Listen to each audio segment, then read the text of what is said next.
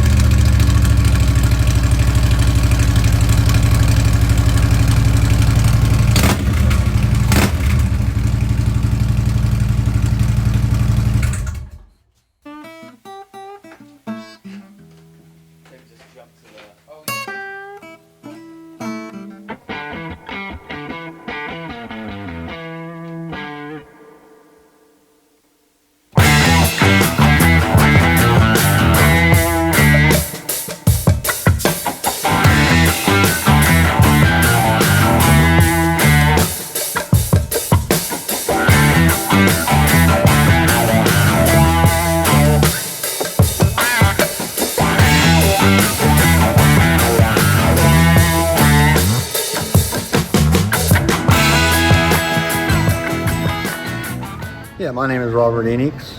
I've been at this dealership here at S Harley-Davidson for going into my third year now. It's the first time I've ever worked for a Harley dealership or Harley period. It's been a fun experience, a great family to work for here. And yeah, I learned a lot along the way and meet a lot of nice people. And it's been a great experience. I have 3 different bikes.